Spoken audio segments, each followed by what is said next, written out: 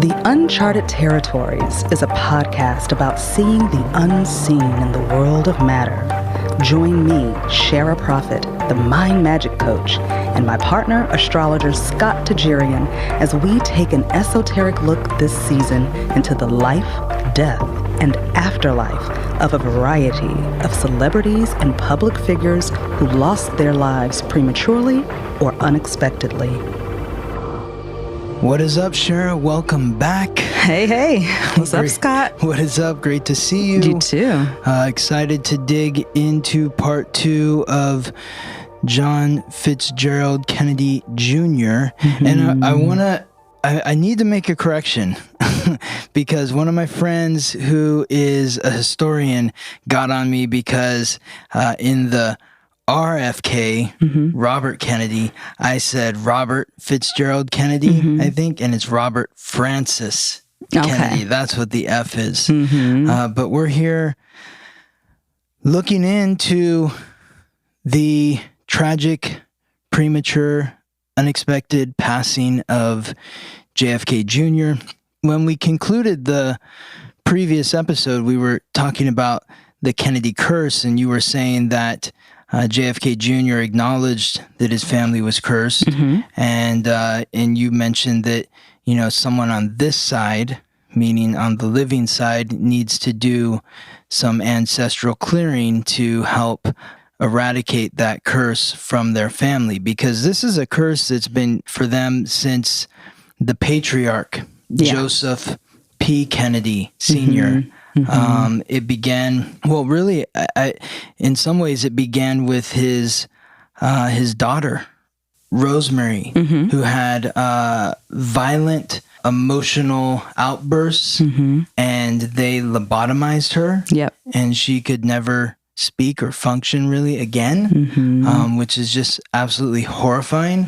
Then his oldest son, Joseph P. Kennedy Jr., died in World War II when his plane exploded mid-air. They were carrying a lot of explosives on the plane, and somehow the bomb triggered on the plane and killed him and the other person flying on the plane. He was the oldest. And then another daughter, Kathleen Kick Kennedy, also died in a plane crash in France in 1948. And then, of course, the two subjects that we've covered, John Fitzgerald Kennedy, assassinated, the president, and Robert Francis Kennedy, also assassinated. But it continues on because two of Robert Kennedy's sons, David Kennedy, died of a drug overdose in 1984. He was 28 years old, died of a drug overdose. And they're all going so young, too. That's the interesting part. Yes. So David A. Kennedy died of a drug overdose in 1984. That's one of Robert Kennedy's sons. Another one of his sons, Michael Lemoyne Kennedy, died in 1997. He was 39. He died in a skiing accident. They would play this weird, football game, skiing. That just sounds wild to me, like that you would be throwing a football around and doing that while you're skiing. I don't even know how that can be done. It's enough trouble just staying upright on two skis, let alone thinking about catching a ball. But he skied into a tree and was killed that way. Michael Kennedy. And then, of course, John F. Kennedy Jr., who we're talking about now. And then Saoirse Kennedy, who's one of Robert Kennedy's granddaughters. She died in 2019 at 22 years old of a drug overdose. And then the most recent tragedy, Maeve Kennedy McKean, who was another of Robert Kennedy's granddaughters. She died, and this is another one of these wild things. She was 40 years old. This was in April of 2020. Her and her family were quarantining at her mother's home in Maryland on the Chesapeake Bay. Kathleen Kennedy, who is the oldest of Robert Kennedy's children. And she and her 8-year-old son were playing kickball in the backyard. And according to what was reported, one of them kicked the ball into the water, and they decided to go retrieve the ball in a canoe. Mm-hmm. Well, apparently the water's shallow and calm by the house, but as they paddled out, they got caught in a current and got taken out to sea and drowned. Oh my goodness. Both of them did? Both of them drowned. Oh my goodness. 40-year-old, so his granddaughter and then his great-great-grandson, Oh my gosh. who's 8 years old, both died going after a ball in the water in the Chesapeake Bay outside of her mother's home. Wow. Yeah. Just absolutely horrifying. I would like to take a look at the timing, like the amount of time between each death. I would like to look, because I think it's important to pay attention to cycles. Mm-hmm. And like if it's happening near or around like the same season or months with each death, and also maybe paying attention to generations, like, you know. Okay, I'm seeing some patterns. Okay. So May 13th, 1948 is when Kit Kennedy, Kathleen, the daughter of Joseph P. Kennedy, died in a plane crash in France. That was May 13th, 1948. On May 16th, 2020, this I didn't even mention, Mary Richardson Kennedy, who was the wife of Robert Kennedy Jr., they were separated at the time, she committed suicide. Wow. August 12th, 1944 is when Joseph P. Kennedy Jr. died when his plane exploded over England. August 9th, 1963, which I did not mention, was when Patrick Bouvier Kennedy, who was John F. Kennedy's son, died 2 days after his premature birth. Right. Oh, I forget about the babies that didn't make it. And then there's August 1st, 2019 is when Saoirse Kennedy Hill died of a drug overdose. So that's 3 deaths in August separated by 11 days. And then the 2 in May. And then there's 2 in April. David A. Kennedy, who died of the drug overdose on April 25th, 1984, the son of Robert Kennedy. And then April 2nd, 2020, Maeve Kennedy McKean and her 8-year-old son, the granddaughter and grandson of Robert Kennedy, died. So that's 2 April dates. Very, very interesting. Huh. Okay. Yeah, I mean, I feel like whatever is attached to their bloodline needs to be cleared. Yeah. Somebody is going to have to get real serious about doing that. Otherwise, this is just going to keep happening. Yes. You know, I mean, people die. Yes, people die. Can't stop that from happening. But the rate at which this is happening, and each one is so tragic. You know what I mean? It's not just, oh, they died in their sleep, or they had a heart attack, or, you know, high blood sugar, or whatever. You know what I mean? It's all like sudden and tragic, and, you know, and they're young when they're dying. I would say it's unusual. It's highly unusual. Yes. And it's not just, maybe if it was just 2 or 3 of them, but this is happening through the generations. Exactly. So I mean, it's going through the generations. From grandchildren to great great grandchildren. You know, great grandchildren, great great grandchildren. It's truly wild. I'm really concerned. I'm wondering if anyone in the family has ever attempted to clear it or work, you know, get some sort of work done around it or whatever. But it's somebody is going to have to take the reins. I would encourage them to reach out to you, Shara. Honestly, that's what I would be doing. Reach out to somebody, even if it's not me. Somebody needs to help them and show them how to do it. You know, because it's not even about a person doing it for them. It's about them learning how to do it, because when you're doing ancestral work, you need to do it for your family. You have to take on the role as the ambassador to heal your bloodline, to clear the bloodline of any hexes, curses, entities, energies that could be attached. Like, that's something that someone in their bloodline is going to have to do. Yes. And they just need to learn how to do it. That's it. It's so simple. Like, It's not that hard. It seems very odd that they wouldn't have looked into this by this point. But I don't know. Maybe they're very religious, Catholic or something, or I don't know. And that's could be there's something against looking into the esoteric magic, even though the church is steeped in that, isn't it? Yes, it is. Right. Especially the Catholic Church. Yeah, that could be it. It could also be that whenever this particular energy was placed over this family, that perhaps it could just be that the person or group or entity or what have you that is responsible for starting it could have put something in place to where they're not even aware that it could be something wrong like this. They're not even able to think about going to seek assistance. And maybe if they think about it, they just forget. That can happen. If somebody really knows what they're doing, you know what I mean? Yeah. So some kind of cloaking going on. And distraction, mental disruption, interrupting the mental clarity and fogging up the brain. I mean, if you want to really sock it to somebody, you're going to start with the mind. Yeah. So. Wow. Yeah. Okay. Okay.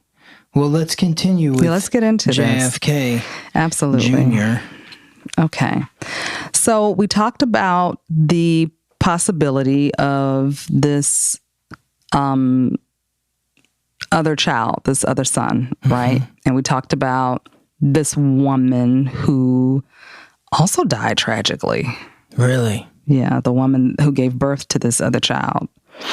So, okay, let's dig into that for 1 second real quick. I mean, so it's like when you attach yourself to a family, you're taking on what that family is taking on, correct? Yeah, especially when you have a baby by them. So now you're kind of contributing to the bloodline. So it's like that energy can attach itself now.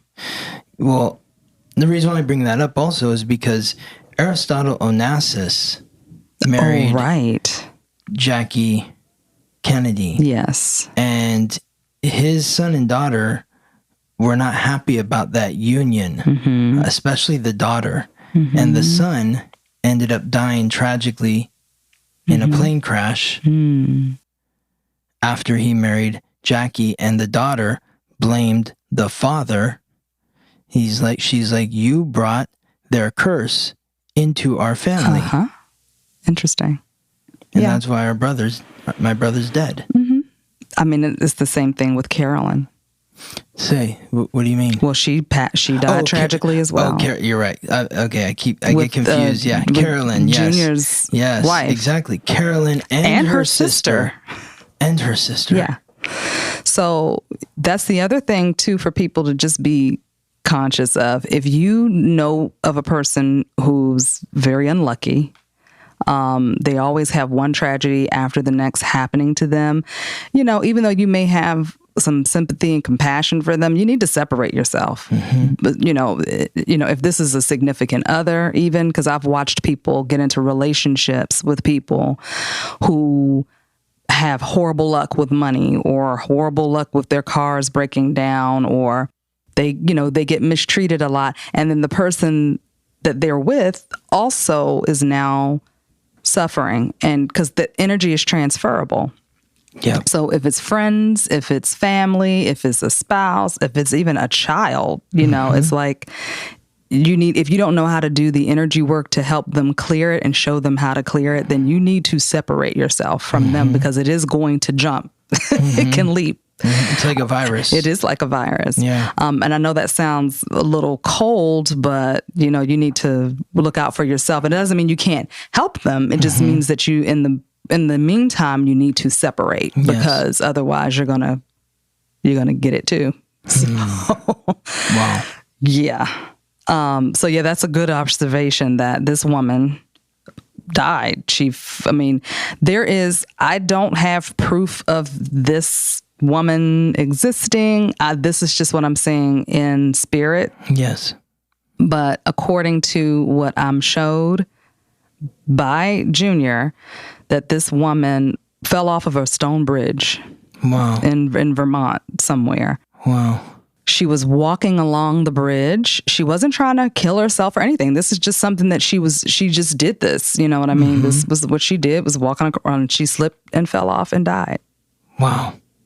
It's so, we're bringing up connecting with these people and the curse, because there's multiple examples of this happening with the Kennedys. Yeah.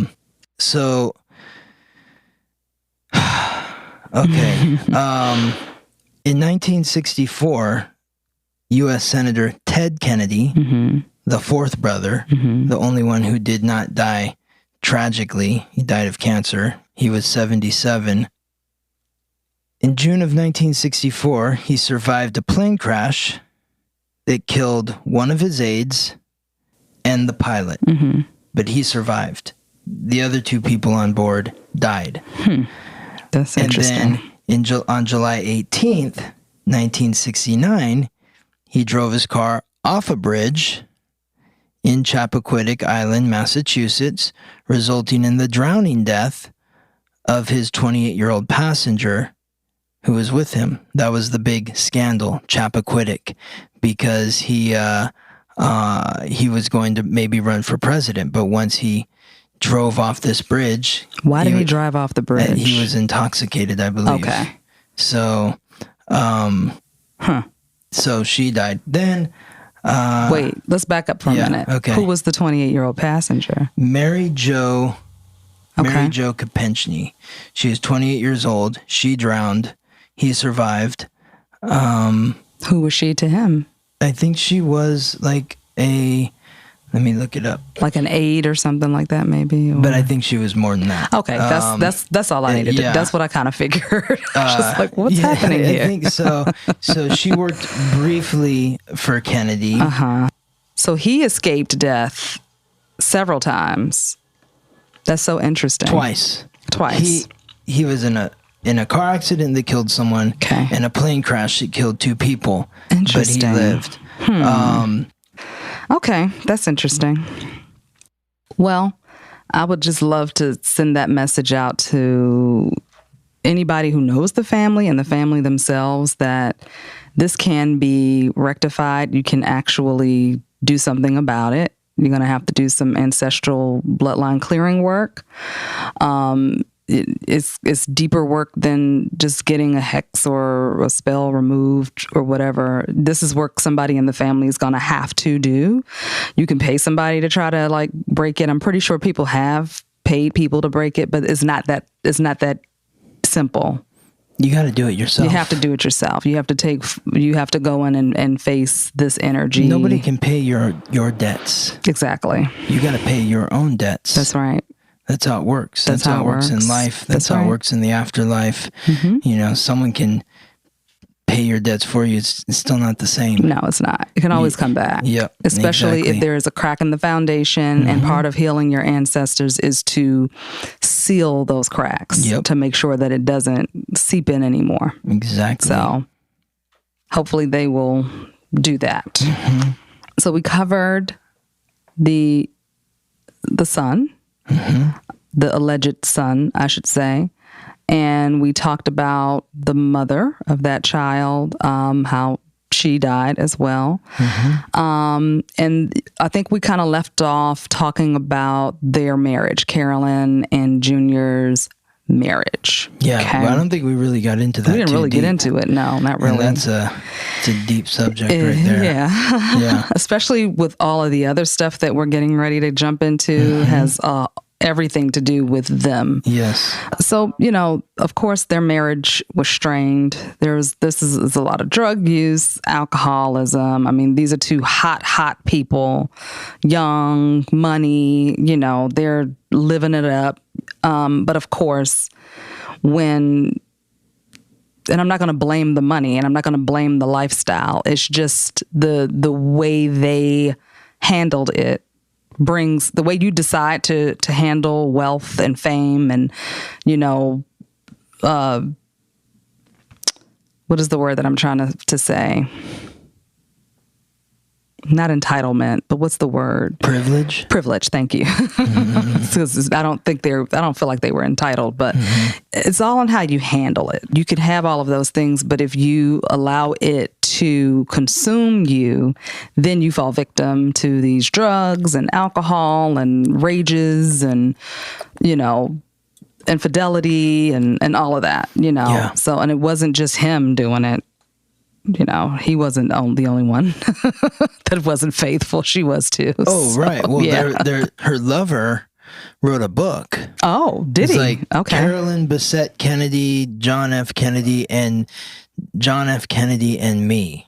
Oh, interesting. Yeah. Okay. And even in what I read in the book that I read about John F. Kennedy, it pans out like a lot of his friends read that book and were like, the timeline works out. Like when she was, holed up in like a Best Western and on Sunset Boulevard in LA on a 1 week bender with this dude, JFK Jr. was hanging with his boys someplace else or whatever. So, yeah. Well, so one thing that came through pretty strongly is that she wasn't ready for children. That was one. He was. So that was a major rift right there. Yep. She said that she needed at least 2 years. She was like, I need another 2 years before I can really commit to doing this. Now don't get me wrong, there's a lot of love between them. They loved each other. They were in love, but there's trust issues. There's all drugs. Hello. That's a main point right there. Yes. Drugs can really. There was also a mention in the book that she might have been sleeping with her drug dealer who lived like right across the street from them. That's possible. Yeah. Oh, it's so fascinating. Yeah. Okay, go on. I've got more to say, but I'm going to let you finish. Okay. So she says, because she came in, they both were there and they were kind of like sitting round table, and she said, John is very much his father's son. The cards that I pulled, do you want to say what you got to say first before I talk about the cards that I pulled for them? Well, it was just interesting to me because in the book that I read, it talked about there was somebody from her past, from her college days, that she said to her way back when, before she even met JFK Jr., I'm going to get him. Oh, interesting. I'm going to get him. And it's just fascinating to me because she has some astrological similarities to Princess Diana that we're going to talk about in a later episode. Interesting. And she was also really focused on getting Prince Charles. So it's just interesting these women that are very committed to going after a certain man, and then when they get that man, they're like, whoa, this is not what I thought it was going to be. Be careful what you ask for. Yeah. It's people falling in love with the fantasy. Yes. And not the real human being. And then being disappointed that the human being does not equate to the fantasy. Yeah. So. Well, when you think about heartbreak in general, you're not really mourning that person not being there anymore. You're mourning the loss of your expectation not being met. Yes. I thought it was going to be this. I thought they were this. I thought they were that. No, this person always showed you who they were. But your expectation was like those rose-colored glasses. And when that person failed over and over and over again to meet that expectation. That's what we mourn when we are, going through a heartbreak. Yes. Breaking our own hearts. Yes. Don't I know it? Absolutely. Oh, yeah. Well, yes, we've all experienced that. Yes, it's such a great point. Yes, we have. So, okay. All right. So when I pulled some cards around the two of them, what came up was trust, work on partnership, healing family issues, romantic feelings, learning, and forgiving. Okay. She said we both had some serious familial wounds to heal, deep-seated pain from childhood that played out in our relationship, feelings of loss of control. The relationship was still rocky at the time of the plane crash. They were still not on good terms. Oh my God. Yeah. Well, I think I mentioned in the last episode, but in the book, it talks about how she wasn't even supposed to be on that plane. Neither her or her sister. But JFK's assistant called her up and was like, are you out of your mind? What are you trying to burn down your relationship? Because he was going to be going to a wedding that weekend, a family wedding. How's he supposed to show up? And everyone's going to be asking him, where's Carolyn? Where's Carolyn? Where's Carolyn? He's going to have to answer that question 100 times. Yeah. She's like, is that what you want? Get on that plane and go with him, unless you're ready to burn down the relationship right now. And it just seems like fate. Yeah. Yeah. Oh, God. Yeah. So. Wow. Yeah. Well, the thing is that even on the other side, they have not resolved. No. Yeah. No even way. On the other side, they haven't. No way. How could they? There's love there, and there is this knowing and knowledge, this acknowledgement of mistakes we made and what we need to heal, and why we didn't do it at that time because they couldn't. They were trying to numb their pain with the drugs and alcohol. So they didn't have that space and energy to be able to, in a healthy way, discuss how they were feeling and what they needed to do to move through their struggles with each other. But even on the other side, it's still not, it's not like, oh, we finally made it through on the other side. No, they're still working through that. Yes, I know we've mentioned this in past episodes, but there maybe is this misconception that when you pass over, it's like total enlightenment. Yeah, it's like where you left off is where you will continue. Yeah. And if you are trying to cope with your family wounds and trauma through drugs and alcohol, as it sounds like they were, then you're not going to, cross over and all of a sudden everything is the golden brick road. And the cloud is not going to just clear out of nowhere. And especially it's just horrifying to me just to think of did they even know what happened when it happened? I can only imagine, and I don't, what she was thinking as the plane was going down, and what he was thinking. It just feels like there's a lot of anger there, a lot of angst. Yeah, it's your fault. It sort is. of feeling. It's still that. Yeah. It's still that. Yeah. It's more of a resolve. It's not so much they're not arguing at each other. They're just kind of this is where we at. This is what happened. And this is where we are right now. There's not a lot of energy being given to fixing anything on the other side. It's kind of when we see each other, we'll maybe work on that. But in the meantime, when I don't see you and I'm over here doing something else, I'm not really thinking about that. Unfortunately, that's where they are. They're not together up there, happy, joyful, living it up. For anybody who had that fantasy, that's not happening. It's pretty much the same.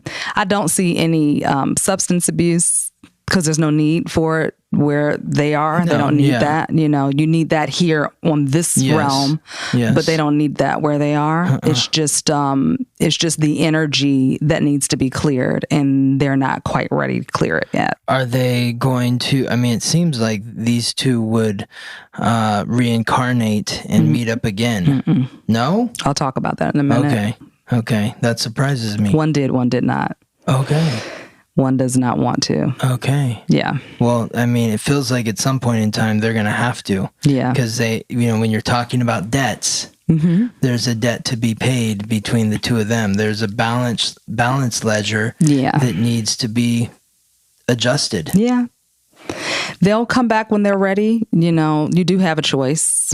Everything doesn't mean, you know, you don't have to come back immediately after. You can go other places and then choose to come here again. You know, that's totally up to that spirit, what they choose to do. Even though we're told otherwise, we're told that we get, you know, recycled all the time. Doesn't matter what, but you have a choice. You can choose where you want to go, what you want to do. Yes. So then things got switched around. Remember, I kept talking about Rome, right? Yes. I needed to figure out what the significance of Rome was. That finally came out, thank goodness. Because I was like, what does this mean? And it had something to do with that contract that we talked about in the first episode of this, of JFK Jr.'s reading. And so the cards that I pulled around the contract were contract. That was a card, right? Wow. Like obvious. Wow. Yeah. The angel of balance, hostilities, door to value, and storm warnings, which is interesting. Yeah. Yeah. There were some suspicious things happening before the plane crashed. Okay. So was it tied necessarily to the plane crash? I don't know, but we'll get into that in a little bit. So there were suspicious things happening. All right. This is Carolyn talking to me. She noticed some things that were happening leading up to the Martha's Vineyard trip. Okay. Weird emails with random letters, gibberish typed in the body. Things were moved around the yard. Like a pile of leaves would all of a sudden be moved from one side to the other side of the yard. I have no idea what any of this means. This is what she's just showing me. Yeah. Phone calls with old movies playing in the background. Nothing that said outright you're in danger. Like there was nothing dangerous about any of this. It was just weird. It's not like they were being threatened, but there was weird stuff happening. Yeah. They could have been threatened. It could have also just been some weirdo who just wanted to mess with them. Totally. You know what I mean? It probably had nothing to do with like trying to kill them or anything like that. Some people are just weird. Some people are just like, I just want to F them, you know, fuck with them. Yeah. But this is what she's showing me, because I asked, was there anything suspicious in the days leading up to that day? And she said, yeah, there was some weird stuff going on, but they were both kind of like, whatever, like, we don't know. You know what I mean? It wasn't enough to like call the authorities or alert anybody. It was just weird stuff. And nothing outright saying that they were going to get hurt or anything like that. So I pulled more cards around the contract, around the plane crash and all of that stuff. So what came up was hostilities, financial constraints, goddess of the moon, community, walking away, deceit, storm warnings, indecision, sacral chakra, all tied up. Okay. Whistleblowing, trouble, scrutiny after unethical transactions. Okay. And then under the contract, I got, when I pulled again for the contract, I'm just telling you guys the name of the cards. I'm going to clarify everything in a minute. So again, when I pulled for the contract, it was anchor at the bottom of the sea. Okay. This is from the Lenormand deck, which means a solid business, a stable account, government bonds, fixed interest. So that was something around the contractual agreement, had something to do with that. Okay. All right. So I pulled the broom, and immediately what I got from the broom was that there was something was tampered with. So I'm not sure if that's the plane being tampered with, or if it was a contract being tampered with, or a phone line being tampered with. Something was tampered with. Something was messed with. Okay, so you got anything to ask or add around that? I mean, I'm just soaking it all in and processing it. I mean, it sounds like there is some sort of other entity drawing them towards the demise. Yeah. So, it doesn't necessarily sound outright. Yeah. But something is sort of pulling, like when I just think of how this happened, it feels like a lapse of reason. Yeah. Kind of like kicking a ball into the ocean and into the Chesapeake Bay, and then getting in a canoe with your 8-year-old son to go retrieve the ball and die. That's like a lapse of reason. Yeah. And JFK Jr. wasn't a pilot he didn't have the expertise as a pilot to be flying in the conditions that he was flying in. Yeah. So it seems like there's a lapse of reason there, though he was known to be very reckless. So maybe that's just normal for him, but it sounds like what I'm gathering from this is that whatever was going on had him distracted. Yeah. So he might not have been thinking clearly, and that caused an accident. Yeah.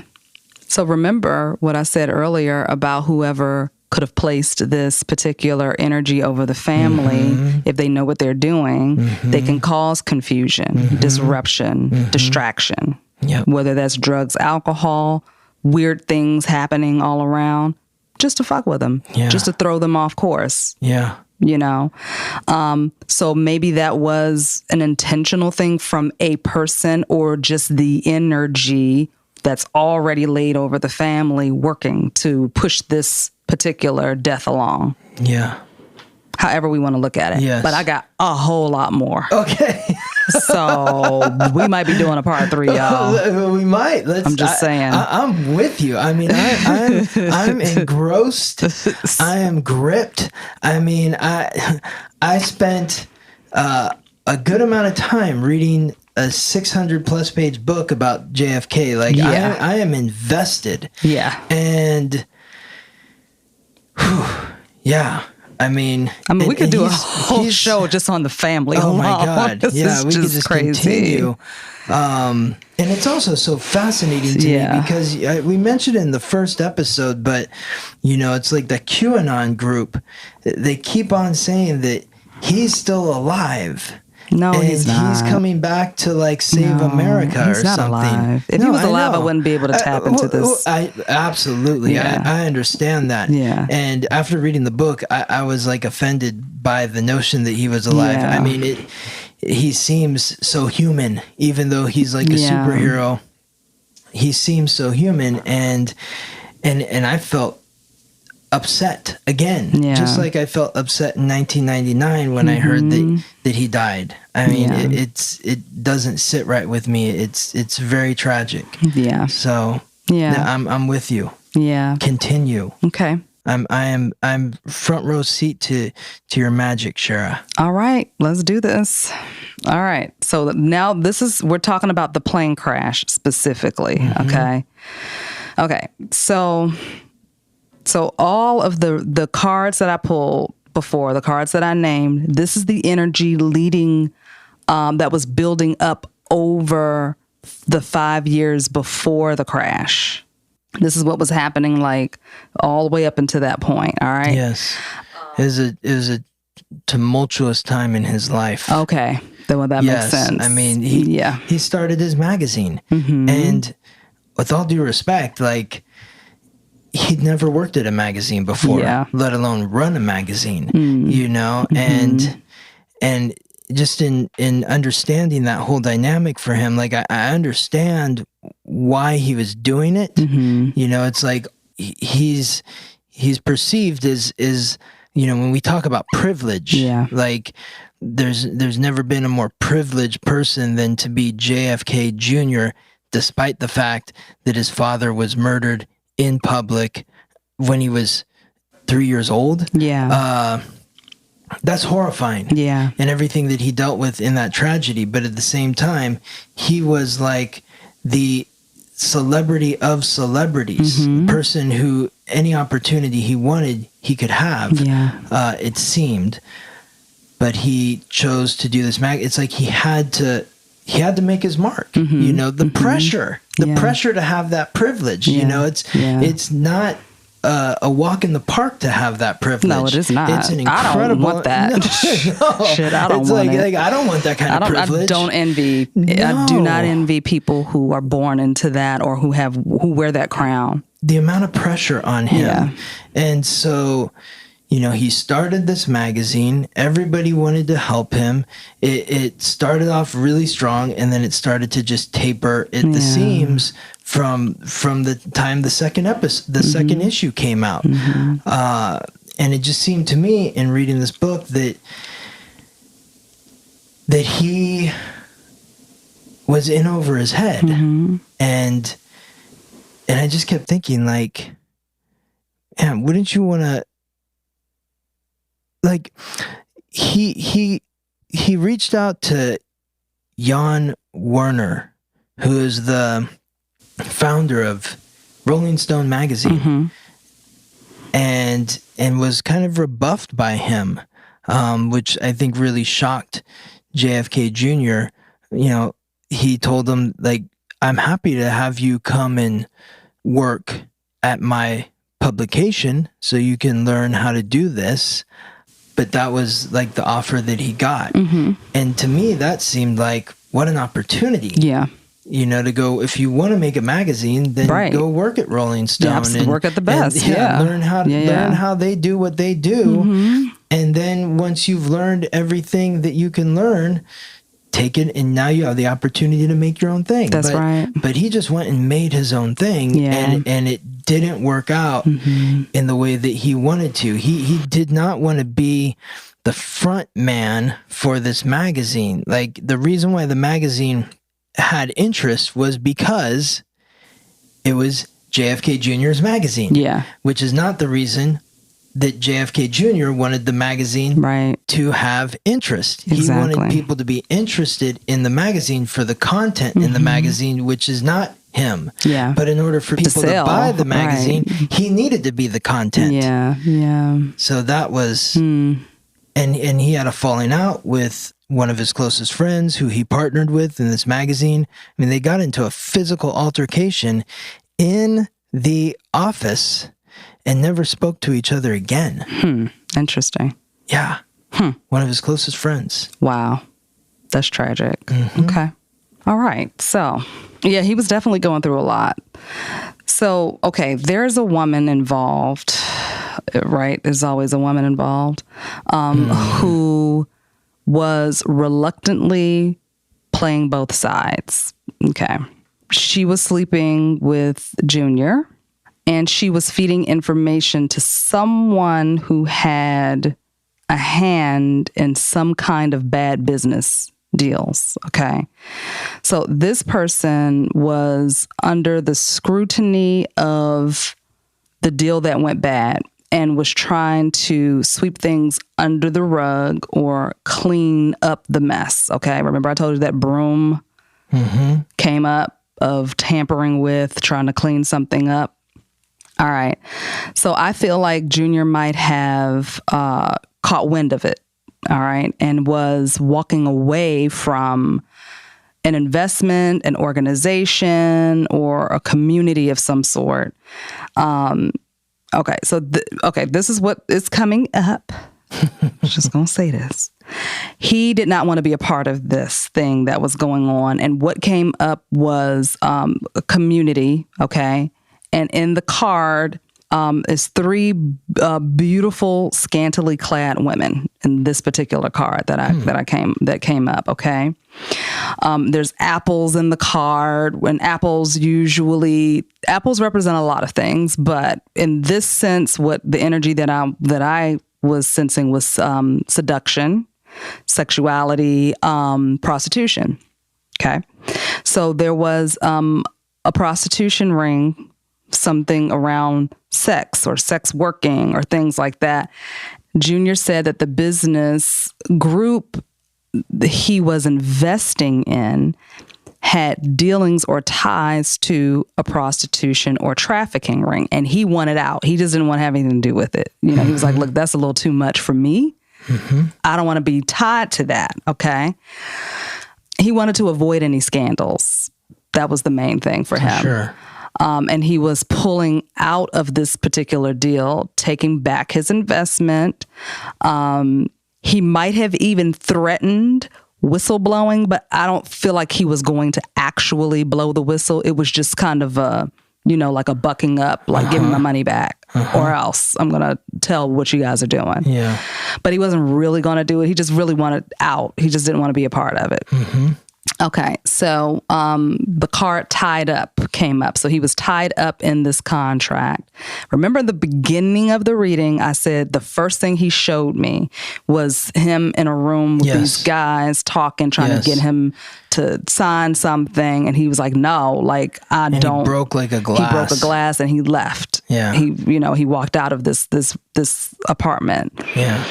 And there was a black guy who was talking to him. I feel like the black guy was kind of the one in charge, and the other two men that were there were just kind of not necessarily security guards, but just kind of there. You know what I mean? I don't get the feeling that they were there to hurt him. They just wanted to get this stuff dealt with, like aired out. But he was pissed because he wanted his investment back. Okay. So he's tied up in this contract. They were trying to get him to sign an agreement that he could have a partial refund on his investment if he doesn't talk. If he agreed to just be quiet, they would give him some of his money back. And he kept saying, my reputation is on the line. I don't want any of my money in this. I don't want anything to be traced back to me. So you need to give me all of my money back. I don't want the energy, the money, my name, anything tied to this. Because if it goes down, he's a celebrity. Of course, it's going to be easy to attach his name to something. You know what I mean? That was his main concern. He would be the centerpiece. He would be the centerpiece. He knew this. Very smart guy. He knew. He knew. Absolutely. So he said that was the reason why he couldn't sign something admitting to knowing that this was going on and saying that he wouldn't talk about it. Like that's the same thing as being involved. Yes. So he said, I hear him just saying, just give me my money back. Yeah. Just give me my money back and we can go our separate ways. And that's that. Yeah. Thing is, they didn't have all of the money to give back to him. This is what I'm saying. That they just didn't have all of it back. They'd already used it, you know? Okay. So let me just recap to give you a break. Yes, thank you. Let me recap what you just said, and then maybe we'll close out and move back for 3. Okay. But so you're telling me that JFK Jr. was having an affair with a woman who was connected to some nefarious people that he was investing with. That he ended up finding out later on that the people he was investing with were involved in some sort of sex trafficking ring. And when he found that out, he wanted out. He did not want to be involved with them. He wanted his money back, but they didn't have the money to give him back. Okay. And they wanted him to sign something saying that he would take this money. He would never say anything. And don't ever say anything about it. That's linking me to you. But this is what they wanted to keep him roped in. You know what I mean? Yes. But he's like, no, I'm not signing anything. Just give me my money back. What did he think that his involvement with them was? What was he involved with them for? Originally, I'm feeling like originally it was some sort of like government contract thing that they were doing together. I'm not sure exactly what it was, but I get the feeling it was like development or something with like land, and I keep seeing like breaking ground. I keep seeing like a crane like dipping into the soil and digging something up. So I'm feeling like it was something around land, realty, investment, development or something like that. And did he connect to them through the mistress, or did the mistress come after? She just came along after. Yes. She came along after, and they somehow got into I don't even know if she came through them. Or I'm if they feeling got like her they hooked. infiltrated her and kind of locked her in to where she had to. Maybe they threatened her or something. I don't know. Yes. That she came around. She might have even been one of the sex workers, to be honest. But he wasn't aware of that. He didn't know that. I mean, he doesn't have to pay for sex, first of all. Oh my God. No way. I mean, that's the last thing he needed to pay for. So he wasn't if this woman was a part of their ring or whatever, or in that industry, it wasn't they weren't together because he was paying for it. It could have been like she was a plant. She's a plant. And they weren't like in love. They would just talk, like he would just confide in her with certain things, you know what I mean? Because he was just like, okay, we get together enough. Like it's not. See, this is the thing. This is that Scorpio. That Scorpio energy of the, when you have sex with somebody, you're merging your soul with them, and we don't, like, people don't understand that really. They don't understand that. It's like, no, let's just fuck. It's, it's fun, it's like I'm getting off or something, but it's like, no, like this is like spiritual magical work. Sex magic. Hello. Yeah. It's ceremonial work that you're doing with another person that you might not know that well, and you don't know where they come from. And now you're bringing along all of their energy with you. So it's so very important to be mindful. Yeah. The power of the PUSSY. They get them every time. I'm telling you, all of these powerful men out here, their downfalls, 9 times out of 10 is connected to a woman. And I'm not blaming women. No. I'm just saying that's the energy. Like, you have to be very careful with that. Yes. And on top of that, there's this energy on their family of, messing with the mind. Blaming a woman is like that'd be like swimming in the ocean and blaming the shark for living in the ocean for biting somebody. It's not the shark's fault. No. It's in the nature. Yes. It's in the nature of a woman to be able to seduce a man, and it's up to the man to take care of himself. Yeah. Energetically, spiritually, mentally, be fully present in whatever it is you're doing. Okay. Because that exchange is real, and you're going to pick up whatever that person is putting down, like literally, like and whatever that energy is, you carry that with them, so. And it's a theme through this family line. I'd like to know if this chick is still alive, the chick that he was with. I don't know her name. I don't know anything, but it would be interesting to find out if she's still alive because of her dealing with him. Yes. Okay. Let's clip it there. All right. We'll be back. And then we'll be back for episode 3 of John Fitzgerald Kennedy Jr. Yes. I'll see you in the next episode.